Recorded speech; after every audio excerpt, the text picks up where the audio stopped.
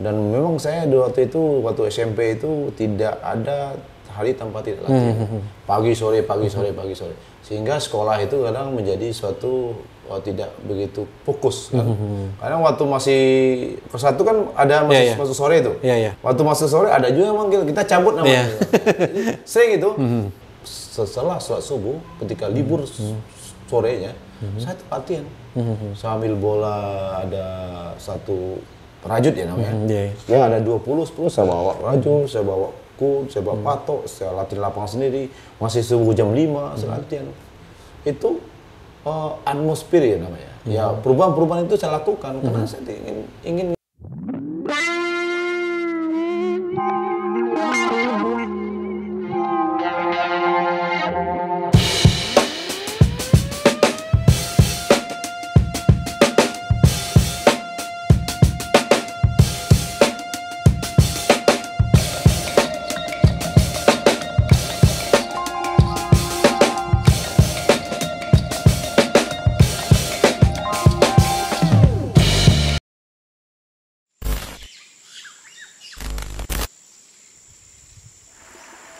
Behind all misery, taking a breath and contemplating the surroundings is everything you need at the moment. Yes, every moment we cherish is priceless. Determine every step to where we stand. It's not always about the destination, but also the journey. Every move is history. A short journey, escaping moment beyond borders. Live with oxygen.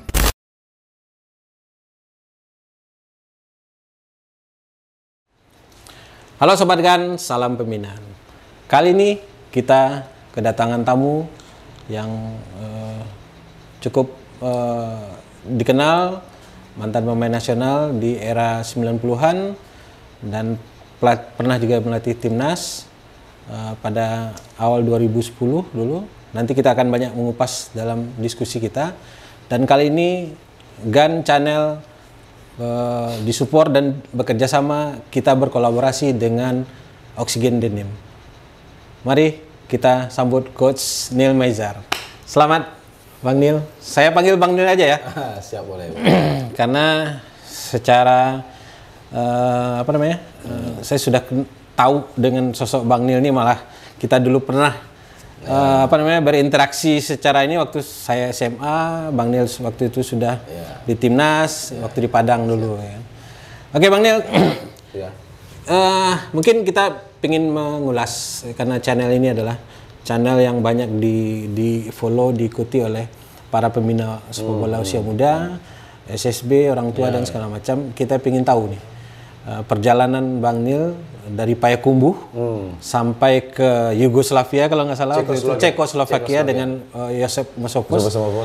Nah itu bagaimana awal cerita Bang Neil bisa mengenal si kulit bundar ini sampai sekarang masih di dunia sepak bola. Oke, terima kasih Saudara Rida.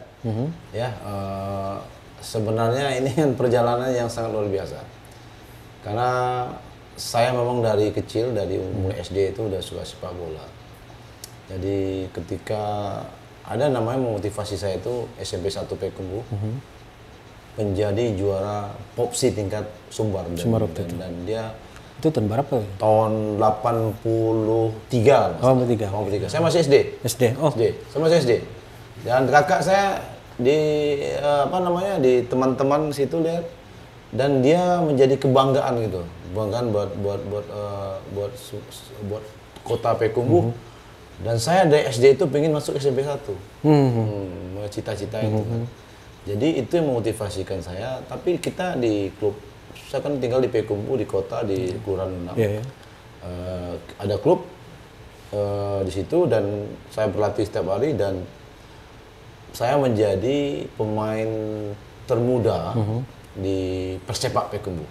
Jadi udah tingkat persikatan saya masih muda. Dan itu karir itu dimulai ketika saya menjadi terpilih menjadi pemain ada pekan olahraga daerah namanya, Porda. yang di Porda tahun 85. Saya masih SMP kelas 3 dan saya terpilih di tim itu, anak muda dan masih lebih dibandingkan teman-teman yang lain. Dan di pertandingannya di Padang.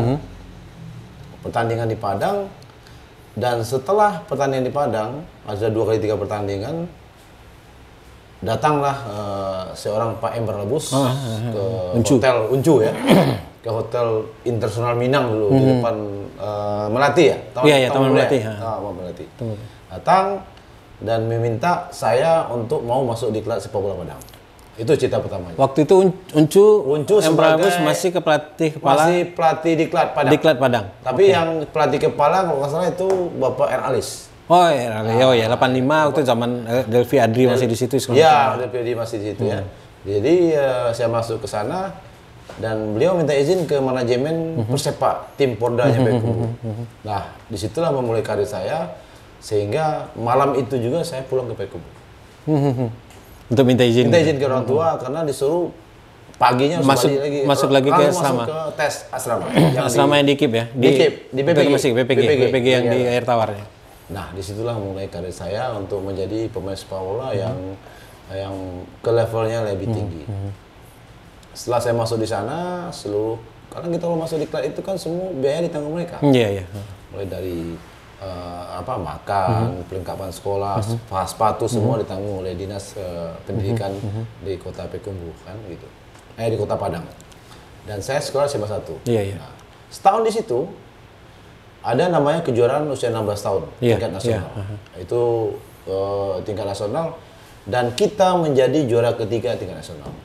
Itu ke Jakarta waktu itu? Ke Jakarta, ya Jakarta. Kita udah lolos nih, lolos di Sumatera, lolos, dan tingkat nasional, kalau nggak salah itu ada 12 tim ya, 12 tim, dan saya menjadi kapten dari Sumatera Barat, dan kita di semifinal kalah sama Bandung, ya, Bandung, dan akhirnya kita perebutan tempat ketiga. 3 sama DKI Jakarta. Dan itu menang. Dan kita menang 3. Tuh dari situ itu kan ada tes PSSI Garuda 2. Iya. Ya. Seluruh pemain Perseta yang ada di usia 16 tahun itu ikut itu. Ya, yang sama-sama saya karena Rocky Putri sebagai kapten dari Ambon, Eriansah kapten daripada Kalimantan Timur. Nah, mereka lah sama-sama kita dari seleksi usia 16 tahun itu dipersiapkan untuk PSSI Garuda 2 yang nantinya proyek untuk Olimpiade Barcelona tahun 92. Nah, gitu. Jadi setelah terpilih kita masih menunggu.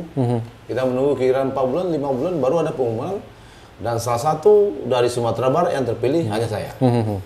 Dan lain-lain ada dari Ambon 2, dari Medan 4, dari Jawa Timur 3. Jadi total semua yang terpilih dari seluruh seleksi yang di tim nasional itu hanya 17 orang. Dari semuanya? Dari semuanya. Dan kita stay di Cibubur. Itu berapa lama ininya? Di Cibubur itu kita TC itu selama 4 tahun. 87, 88, 89, 90, 91. sampai 91. Oke, kita kembali dulu ke masa di Diklat Padang dan ini. Nah, waktu pengenalan pertama kan dulu kan nggak ada yang namanya SSB, paling klub-klub kampung dan latihan yang dengan pelatih-pelatih biasa.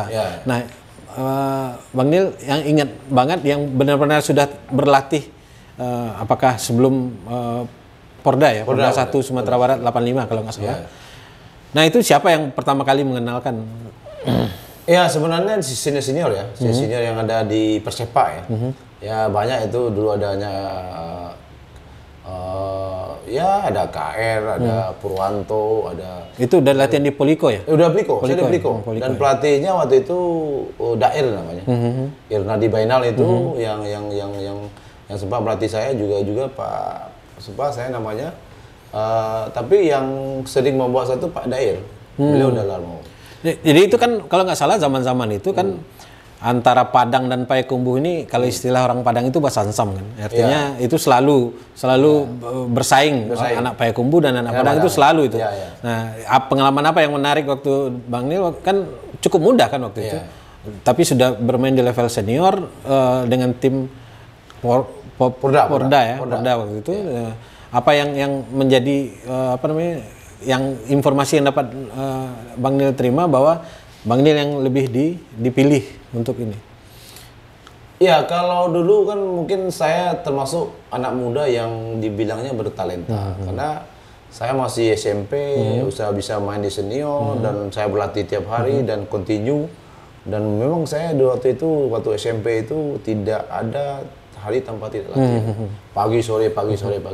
Sehingga sekolah itu kadang menjadi suatu tidak begitu fokus kan. Karena waktu masih kelas 1 kan ada masuk sore itu. Waktu masuk sore ada juga yang manggil, kita cabut namanya. Jadi, sering itu.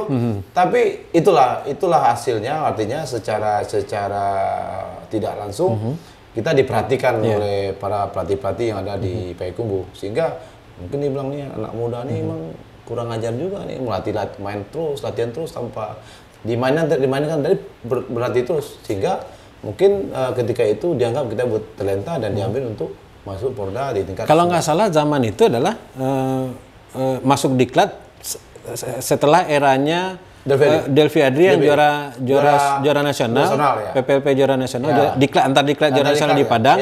Kalau nggak salah waktu itu pemain belakangnya Hendra Susila, kemudian kipernya Ruben Christoph, ya kan, penyerangnya Yanuardi.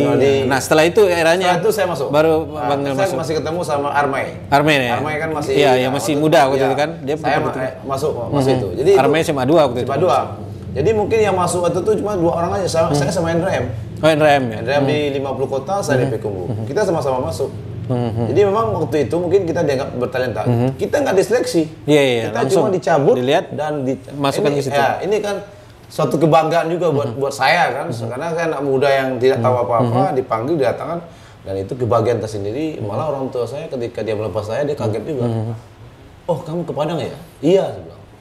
Nah, jadi ada semakin air matanya mau apa namanya, sedih gembira aja gitu loh. Jadi dari sepak bola ternyata bisa ya, bisa karena kalau kita udah didiklat kan seluruh kehidupan kita akan ditanggung dan dibayar diklat itu. Itu yang menjadi kebanggaan dan impian buat seluruh pemain sepak bola di Sumatera Barat. Anak muda ya. Nah, Bang Nil ke PSSI Garuda, kemudian Hendra M tetap di Padang. Dekat Padang, tapi nanti ketemu lagi di Semen Padang setelah pulang dari. Saya pulang dari PSSI Garuda. Oke, nanti itu kita bicarakan selanjutnya. Nah, sekarang periode setelah dipanggil ke Garuda 2. Ya. Nah, itu bagaimana ceritanya tuh? Jadi sebenarnya kan saya kan udah dimasuk di PSSI Garuda 2. Cuma karena saya diklat ini tujuannya ke Ragunan, saya dipanggil ke Ragunan dulu. Oh, masuk Ragunan dulu. Masuk Ragunan dulu. Setelah Ragunan dulu, kan orang pembukaan itu PSSI Garuda 2 yang di Cibubur yang dibuka oleh Kardono. Nama saya nggak ada. Nama saya ada, saya nggak ada. Sehingga ada Bapak Sumarma yang di PSSI Bapaknya itu Budi. menghandle saya, menelpon saya, Nil, kamu di mana? Ragunan. Akhirnya diproses lebih kurang 3 bulan, 4 bulan, tapi saya tak Ragunan.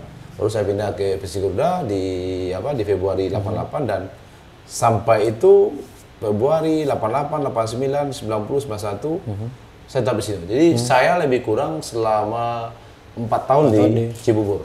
Karena kita TC-nya kan di Cibubur, di Pusdika, yang di sebelah Taman Bunga itu. Iya, yang pramuka itu. Jadi teman-teman saya yang kita masih tetap dari awal itu ya Rocky Putra ya pasti itu. Karena kemarin saya ketemu dia di Bandung, dia tetap halo sama dia. Heriansa, Agung Setiabudi, ya. Agus Yono. Nah, periode pertama itu kalau nggak salah sempat berlatih ke Ceko ya. Ya. Nah, jadi ceritanya begini, kan kita kan karena pelatih dari PSSI Garuda ini kan Yosef Masopus. Semua stafnya itu dari Eropa, ya. Yosef Masopus dan pelatih fisiknya Bila Boksa dan masasnya Karel Pelek.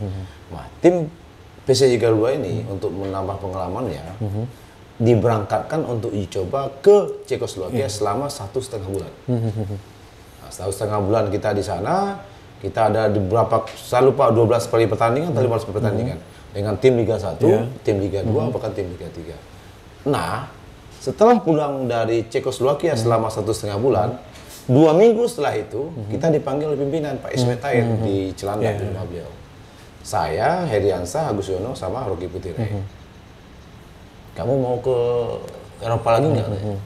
Ngapain Pak? Kan cuma itu. Kita kan anak muda nggak tahu. Ya rencana kamu akan kita berangkatkan untuk berlatih di sana di klub Liga 1 berlatih dan kamu main di Liga 2. Dia kaget juga kan. Dia bilang begitu.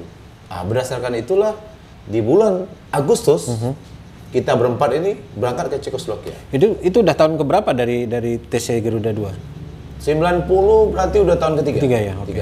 Terus karena ini udah dalam pematangan untuk persiapan tim Paralimpiade. Jadi mungkin kita dianggap ini bertalenta dan dianggap punya kontribusi untuk tim nasional. Kita berangkatin. Jadi saya sama Agus Yono berlatih di Sparta Praha dan bermain di Liga 2 Benešov.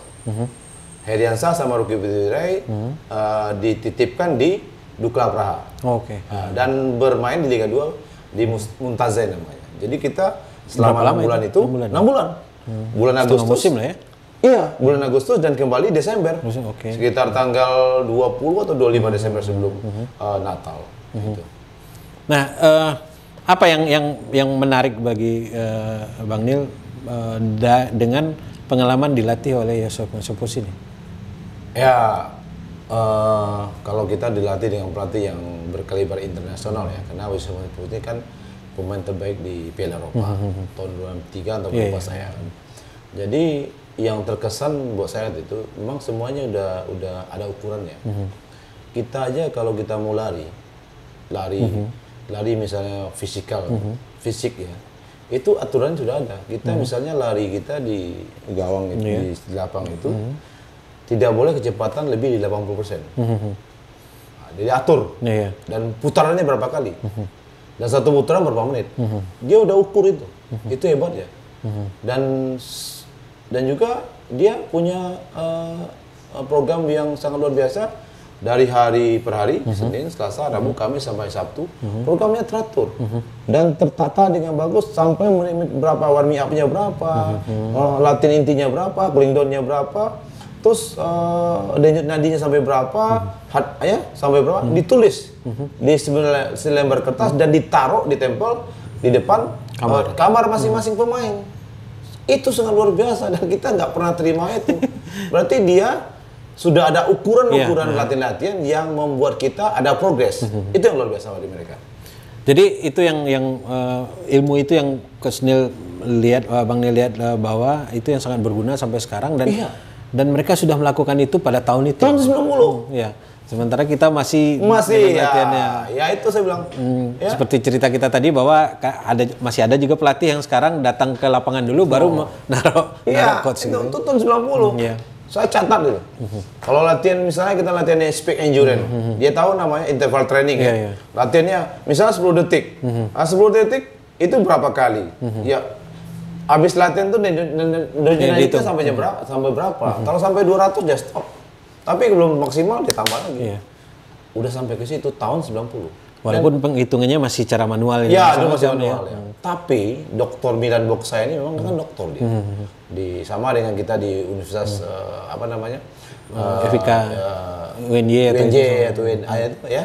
Dia punya ilmu situ dan itu yang menolong kita tetap latihan itu tertata dengan baik dan kita tidak pernah lelah. Itu hebatnya.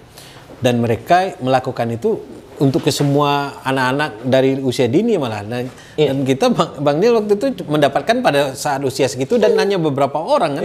Nah itulah kemajuan mereka. Gitu. Jadi kita nggak takut lagi. Kita yakin bahwa dia punya ilmu, dia memberikan yang terbaik buat kita. Dan nyatanya kita nggak pernah capek main. Petumek kita semua tinggi-tinggi. Ada 60, 61, 62. Petumek loh. Dan terbukti beberapa pemain yang ikut itu tadi ya, kalau Bang Nil kan karena cedera kan, nggak lama karirnya. Tapi yang lain kalau nggak cedera kan kayak Ruki kan cukup lama juga karirnya. Riansa juga cukup lama. Agus Setiabudi kan lama-lama karirnya. Di Garuda 2 juga. Semua. Mungkin kalau dulu teknologi perawatan cedera mungkin Bang Nil juga bisa berkarir lebih lama kan. Nah, mengatasi ngomong Bang Nil dari Payakumbuh, kemudian dengan kultur baru dengan ini itu ada kendala nggak? Sebenarnya kalau salah saya tekad aja. Tekad aja ya. Karena kalau kita meninggalkan kampung halaman itu yang terbayang kita kan rasa malu kalau kita pulang kampung. Itu yang membuat saya itu terpacu untuk menjadi yang terbaik. Saya ingin pulang sebelum berhasil. Sehingga untuk mengubah pola pikir itu, saya tidak pernah kemana-mana.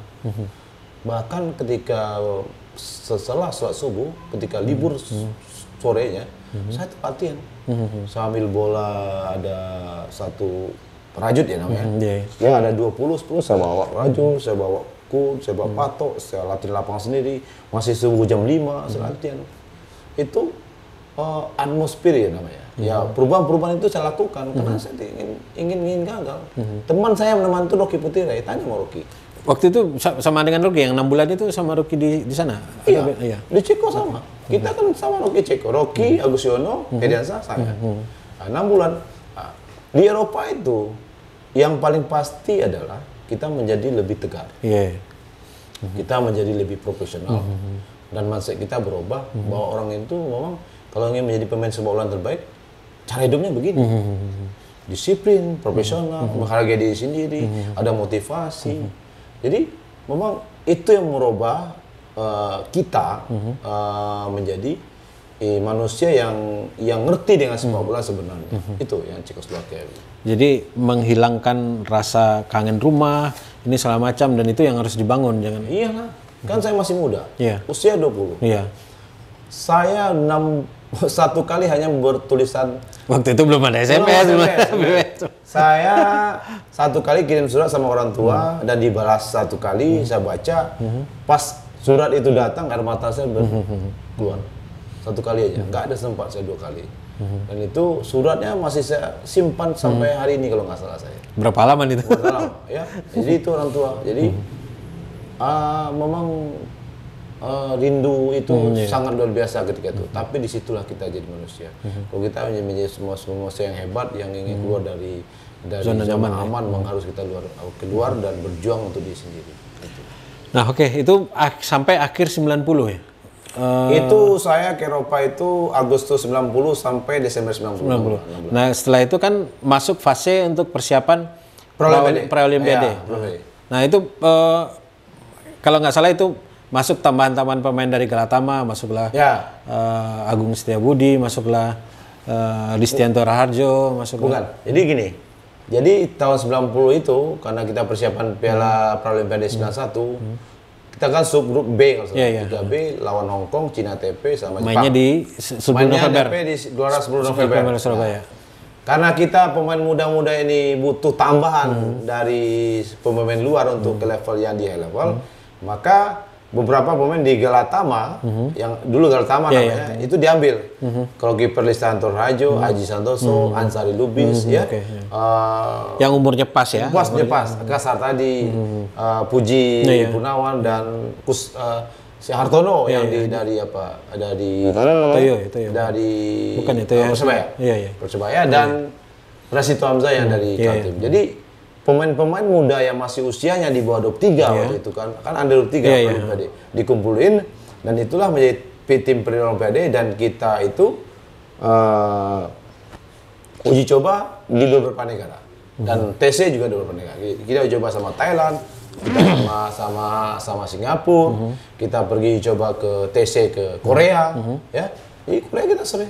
Itu judulnya tidak Garuda 2 lagi kan? Bukan, udah nama PSSI Praolimpiade.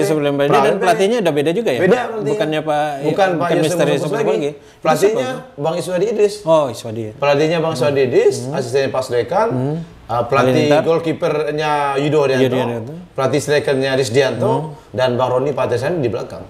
Kalau Bang Halilintar nggak waktu Garuda 2. Garuda 2 itu kan waktu basic ya. Tapi kalau udah Praolimpiade udah diganti sama yang Iswadi, Bang Roni, Yudo Haryanto, Bang Risdianto yang untuk menjadi tim sama Pak Sulekan. Gitu. Nah itu mainnya di Juni itu. Jadi kita TC di Korea, ya. Kita lawan tim nasional Paralimpiade Korea Selatan. Main pertama itu kalah 2-1. Dan main kedua kita kalah 5-0. Tim nasional Korea Selatan waktu kita di Busan itu tahun 90. Kemudian ya setelah dari pra-olimpiade di ini kalau nggak salah kita nggak lolos ya di Nggak lolos, kita kalah. Yang lolos itu Jepang. Jepang, Kan kita di sini kalah 2-1 sama Jepang, di sana kita kalah 2-1 juga salah di Jepang. Tapi waktu itu kalau nggak salah harapan publik cukup tinggi karena dengan materi yang cukup gabungan antara Garuda 2, kemudian dengan dari pemain-pemain muda Galatama, Bangsa Coach Aji, macam-macamnya. Nah, iya, sebenarnya pemain ini potensi. Karena tim Paralimpiade lah yang menjadi bekal untuk menjadi juara SEA Games. Ada 5-4 pemain yang timnas Olimpiade itu yang masuk ke SEA Games Manila 91 dan mereka dapat piala emas ya, emas seperti itu. Sampai mereka main, saya kan hanya sampai Paralimpiade kan. Setelah itu kan Rocky, Bertahan Haji, Ansari Lubi, semua kan di tim nasional. Memang kita punya potensi, cuma Jepang lebih bagus pada kita waktu itu ya. Sehingga harapan ke Barcelona buyar. Buyar ya. Setelah itu pemain-pemain ini balik ke klub masing-masing. Ya. Dan Bang Nil waktu itu balik ke Semen Padang. Nah, ceritanya begini. Semua pemain yang di PSSI Garuda 2 itu sign kontraknya sama Arseto ya. Karena itu proyeknya Pak Ismet waktu itu kan. Cuma karena saya ada permintaan dari manajemen Semen Padang, mungkin karena dan ada Pak Azwaranas. Karena Pak Ismet dekat sama manajemen Semen Padang. Dan mereka komunikasi, akhirnya saya minta izin sama Pak Ismet. Pak, saya mungkin izin ke Padang, jangan dipersilakan sama beliau. Jadi salah satunya pemain yang padahal saya sudah sign kontrak sama Arseto. Ya, saya kembali ke Semen Padang tahun 91 setelah ini kan, setelah Praolimpiade kalau nggak salah. 91 Desember. Kemudian yang saya ingat waktu itu Semen Padang lagi melakukan pembersihan. Pembersihan, kemudian masuklah generasinya Bang Nil, Endra M, ini segala macam, Tony Tanjung, ini segala macam ya. Dan apa namanya? Kalau nggak salah ya sedikit konflik lah, ada drama-dramanya juga. Dan di situ kembali duet antara Bang Nil dengan Endra M di belakang. Nah, itu bagaimana sedikit cerita tentang waktu di Semen Padang itu? Kalau Semen Padang kan saya masuk 92. Itu kan 92. Jadi ketika saya masuk itu kan semua senior sudah ada. Ada Endra M, ada Asmina, ada Derpi Adi, ada Adi Kiaman, ada Taufik Yunus, ada Hendra Susila, ada Mas Kurau. Ada semua senior. Jadi saya masuk, tapi mungkin karena kita diskusi sama Daman dan Daman bisa menghandle semua pemain, ya saya sih cepat beradaptasi juga. Dan itu membuktikan ketika saya masuk, kita juara Piala Liga tahun 92 dan mengalahkan Arema 1-0. Gitu. Dan maju untuk Piala Winner Asia. Maju Piala Winner Asia. Dan kita menghadapi pertama Saigon di Vietnam, mainnya di Padang, Agus Salim dan di Vietnamnya. Menang 1-0 dan sana draw 1-1 ya. Saya ingat itu. Kemudian setelah itu ke Yokohama Marinos. Tapi waktu itu kan bukan Daman lagi pegang, waktu yang udah Asianya. Daman kan ke Primavera. Iya, kan waktu itu Halilintar kan masalahnya. Ya. Karena Daman kan pegang Primavera yang di Italia. Ikut. Pak Halilintar yang pegang. Jadi pas lawan Yokohama Marinos, kita menang. Di sini di Padangnya menang 2-1 kalau nggak salah ya kan. Kali itu di luar itulah. Nanti di channel khusus Padang lah kita bicarakan soal itu. Itu sejarah bisa tampil ke Piala Winner Asia. Dan kita ke Jepang lawan Yokohama Marinos yang tim elit Jepang yang sangat luar biasa ya. Saya pikir prestasi yang luar biasa buat pada zaman itu kan, pada zaman 93. itu. Dan cukup cukup fenomenal lah waktu itu. Susah untuk ditandingi lah. Dan waktu itu Agus Salim membludak. Penuh. Wah, saya 2 kali nonton itu penuh. sangat susah. Masuknya susah. Main malam. Dan terus terang saya dapat tiket dari siapa? Bang Putut. Putut. Di situ Putut siswa teman saya itu. Ya. Nah, itu cerita Bang Nil di Semen Padang sampai. Nah, setelah itu kan kalau nggak salah sempat main di tim nasional beberapa kali kalau nggak salah. Saya nggak sempat main di tim nasional, cuma saya Semen Padang aja. Itu berapa tahun itu di Semen Padang? Semen Padang saya 92. Jadi tim nasional hanya cuma Praolimpiade aja. Praolimpiade aja. Karena di Praolimpiade itu kan sebelum itu kan ada sih tim nasional PSSI B, kita di Maralin Cup ikut itu. Nah, cedera itu waktu itu di mana? Cedera itu Semen Padang. Waktu saya main lawan Nasabab, itu saya ditabrakkan sama Toyo Hareno kalau nggak salah. Terus pemain asing juga dari lupa saya. Itu udah Liga Indonesia. Kalau pemain asing berarti udah Liga Indonesia kan? Oh enggak, belum lagi. Itu Nasabab belum lagi. Oh, belum ya? Di Galatama 93 atau 94 tuh. Ya, 93 94 saya kena. Habis itu tapi sehat. 3 bulan saya main. Cuma yang parahnya waktu saya main di mana? Di PSP saya main. Di PSP karena saya di Galatama nggak main lagi di main PSP, saya main lawan Persikota tapi kita dihajar saya udah. Oh, itu udah kalau PSP berarti udah Liga Indonesia kan? Liga Indonesia. Kan? Itu, karena PSP naiknya kan di Liga Indonesia. Iya, kan saya setahun di PSP. 98 atau 99 itu. Dengan Hendra M juga kalau Ya, nggak salah Hendra M, waktu. ya. Hendra M, Aji semua, Taufik sama. Karena kita kan ada ceritanya, nanti saya ceritakan. Ada 9 pemain dari kantor. Iya, di kantor kan. Iya. Dari kantor kan itu main ke PSP semua.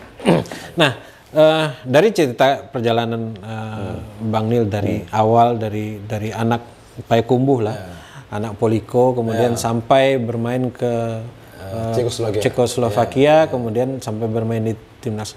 Kira-kira pesan yang paling bermanfaat untuk anak-anak atau pelatih-pelatih yang bisa digunakan sampai sekarang itu apa?